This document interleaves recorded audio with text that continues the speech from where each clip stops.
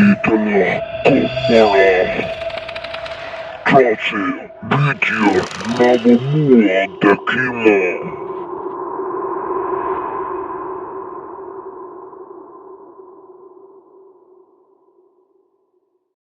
මෙම වීඩියෝව බීතිය සපිරි වීඩියෝවක් බැවින් සංවේදී පුද්ගලයන් නැරඹීමෙන් වළකින්න.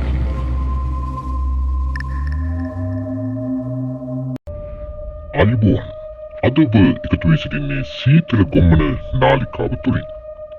අද අපි කතා කරන්නේ ඉතාමත් ත්‍රාසජනක හා බීතිමත් අවස්ථාවකට මුහුණ දුන් කවිස්ක ලක්ෂාන් සොයිරා සමගිනුයි.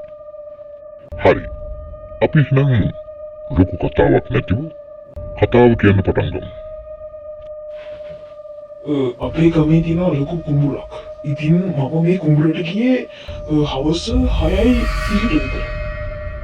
කුඹුරේ මං ගියේ කුඹුරේ නියර කැල්ල තිබ්බා නියර ටික හදන්න. මම යනකොට දැක්කා එහා ගමේ ගුරුන් වහන්සේ කුඹුරේ නියර උඩින් යනවා.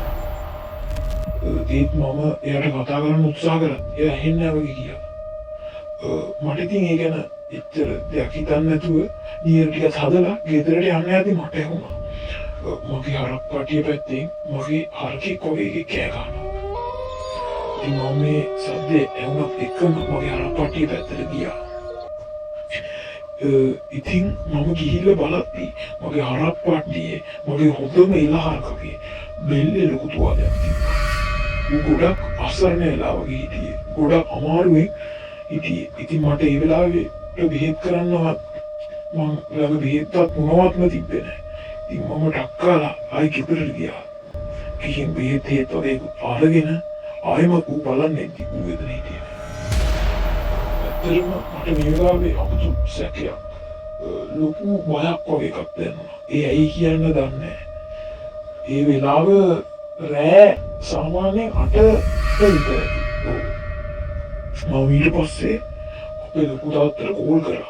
කිව්වා උනදී. මම ඉතින් රෑ තනියම ගියා කවය හොයාගෙන. සාමාන්‍යයෙන් ලොකු දුරක් ගියා. ඒ වෙලාවේ මේ මම කැලේ මැද්දනවා වගේ ගියා. මම ඉතින් මේ කැලේ මැද්දට යනකොට මට කැලේ මැද්දෙන් නිකන් ගිනි ගොඩක් පත්තු කළා වගේ ලොකු එකක්. මහා රෑ වෙලා එහෙම වෙන්න බෑ නේද කියලා මට හිතිලා මම ගියා බලන්න. ඒක බලද්දී මම එතන බලද්දී කියන්නේ එතන ලොකුවට දැක්කේ නෑ. මම එතෙන්ට අද්දිම මට තේරුණා. ඒක තමයි ගමේ කට්ටිය කියන මහසුමාරක් අත දැන කියන්නේ. ඉතින් මම එතෙන්ට යද්දී එතන එහා ගමේ ගුරුනාන්සේ කියලා මම දැක්කේ. එයා හිටියා. එතන මොකද ලොකු පූජාවක් වගේ එකක් තමයි යා කර හිටියේ. සාමාන්‍යයෙන් එතකොට වෙලාව රෑ 9යි 20ට විතර ඇති. ඔව්. ඒ කියන්නේ පැය කමාරක් විතර ගවය හොයලා? ඔව් ඇත්තටම ඔය තැනට යන්න සාමාන්‍යයෙන් හරක් පට්ටියේ තිබ්බතන ඉඳලා කිලෝමීටර 2.5ක් විතර තියෙනවා. එතකොට අර කලින් කෝල් කරපු ලොකු තාත්තට මොකද උනේ? ඔව් ඇත්තටම මට ඉතින් ඒ වෙලාවේ ඒක මතක් වෙලා තිබුණේ නැහැ. මොකද මගේ හිත ගොඩක් කලබල වෙලා වගේ තමයි තිබ්බේ.